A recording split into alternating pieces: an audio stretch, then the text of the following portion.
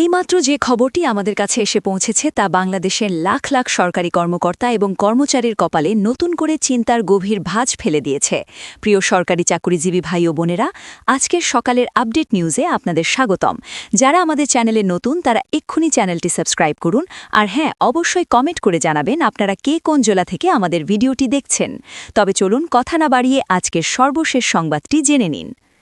একদিকে যেমন সরকারের পক্ষ থেকে নতুন করে উচ্চ পর্যায়ের বৈঠক ডাকার খবরে দীর্ঘদিনের জমাট বাঁধা অন্ধকারে কিছুটা আশার আলো দেখা যাচ্ছে, অন্যদিকে চারদিকে এক তীব্র গুঞ্জন ছড়িয়ে পড়েছে যে এবার হয়তো সরকারি পদের গ্রেডের সংখ্যা নাটকীয়ভাবে কমিয়ে আনা হতে পারে। বিগত দীর্ঘ 7 বছরের ক্লান্তিকর অপেক্ষার পর সাধারণ কর্মচারীরা যখন একটি সম্মানজনক ও বাস্তবসম্মত নবম পে স্কেলের স্বপ্ন দেখছিলেন, তখন এই গ্রেড কমানোর খবরটি তাদের কাছে এক ভয়াবহ স্বপ্নভঙ্গ হিসাবে দেখা দিতে চলেছে কিনা তা নিয়ে এখন সর্বত্র বিচার বিশ্লেষণ চলছে। অনেকে মনে করছেন যে সরকার কি সত্যি বড় কোনো ইতিবাচক চমক নিয়ে আসছে, নাকি এর আড়ালে সাধারণ কর্মচারীদের ন্যায্য অধিকার সংকুচিত করার কোনো গোপন পরিকল্পনা করা হচ্ছে। হ্যাঁ, আপনি ঠিকই শুনেছেন, সরকার আবারও নবম পে স্কেল নিয়ে একটি অত্যন্ত গুরুত্বপূর্ণ এবং নীতি নির্ধারণী বৈঠক ডেকেছে, যা নিয়ে প্রশাসনের প্রতিটি স্তরে এখন টানটান উত্তেজনা বিরাজ করছে। তবে এই বৈঠকের আনুষ্ঠানিক দিনক্ষণ চূড়ান্ত হওয়ার আগে থেকেই সচিবালয়ের অলিন্দ থেকে শুরু করে দেশের প্রত্যন্ত অঞ্চলের প্রতিটি সরকারি অফিসে একটি কথা বাতাসের বেগে ছড়িয়ে পড়েছে যে বর্তমানের 20টি গ্রেডকে কমিয়ে হয়তো 12 অথবা 15টিতে নামিয়ে আনা হতে পারে। আপাতদৃষ্টিতে গ্রেড কমানোকে প্রশাসনিক আধুনিকায়ন বা কাঠামো সংস্কার বলা হলেও এর গাণিতিক মানে দাঁড়ায় সাধারণ কর্মচারীদের পদোন্নতির সুযোগ অনেক বেশি সীমিত হয়ে যাওয়া। এর ফলে যারা দীর্ঘ সময় ধরে একই পদে আটকে আছেন, তাদের ভবিষ্যৎ পদোন্নতির পথটি আরও অনেক বেশি বন্ধুর ও কঠিন হয়ে যেতে পারে বলে প্রশাসনিক বিশেষজ্ঞরা গভীর আশঙ্কা প্রকাশ করছেন। কিন্তু এতটুকু বললেই তো আর সব বলা শেষ হয়ে যায় না, কারণ এই পুরো প্রক্রিয়ার পেছনে আরও অনেক গভীর এবং রহস্যময় কারণ লুকিয়ে আছে। আপনারা কি জানেন ঠিক কবে নাগাদ এই বহুল প্রতীক্ষিত ও বিতর্কিত বৈঠকটি অনুষ্ঠিত হতে যাচ্ছে?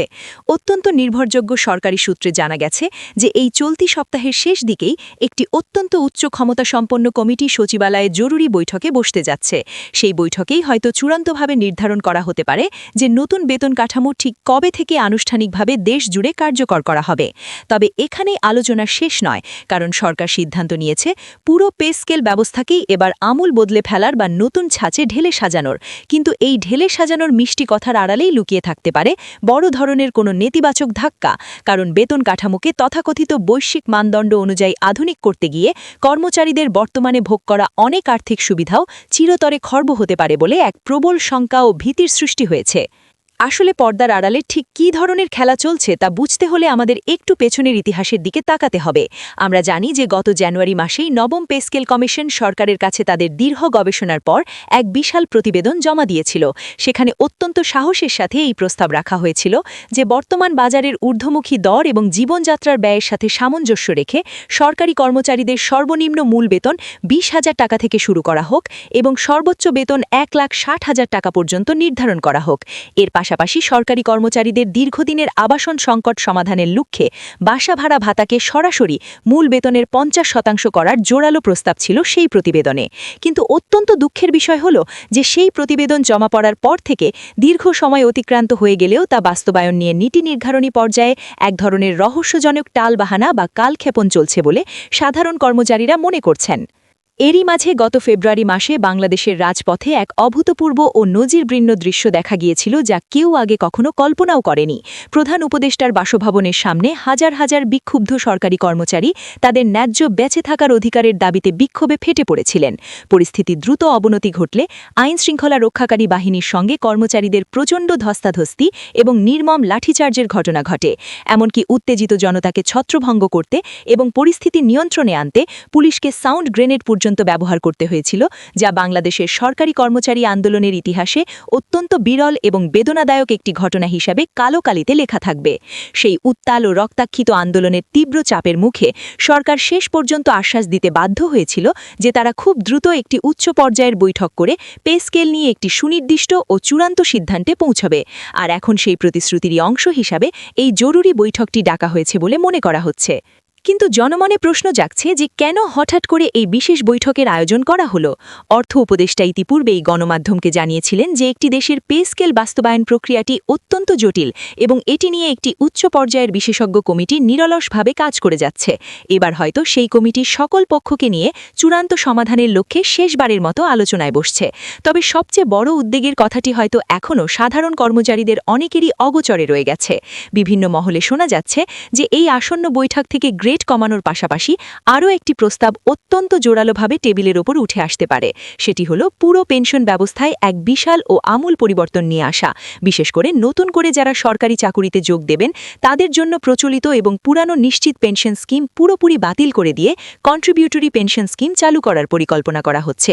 একজন সরকারি কর্মচারীর কাছে তার শেষ বয়সের একমাত্র নির্ভরতা বা সম্বল হলো তার পেনশন, এবং সেটি নিয়েও যদি অনিশ্চয়তা তৈরি হয় তবে এর চেয়ে বড় দুশ্চিন্তার বিষয় আর কি হতে পারে। এখন সচিবালয় থেকে শুরু করে সারা দেশের সরকারি কর্মচারীর মনে একই প্রশ্ন বারবার ঘুরপাক খাচ্ছে যে সরকার কেন এই পে স্কেল ঘোষণা করতে এত বেশি অনাকাঙ্ক্ষিত দেরি করছে। দেশের শীর্ষস্থানীয় অর্থনীতিবিদরা বলছেন যে বর্তমান বিশ্ব অর্থনৈতিক পরিস্থিতি এবং দেশের অভ্যন্তরীণ রাজস্ব আদায়ের নাজুক হার বিবেচনা করলে এই বিপুল অঙ্কের বাড়তি বেতন বাস্তবায়ন করা সরকারের জন্য এখন এক পাহাড়সম হিমালয় কঠিন চ্যালেঞ্জ।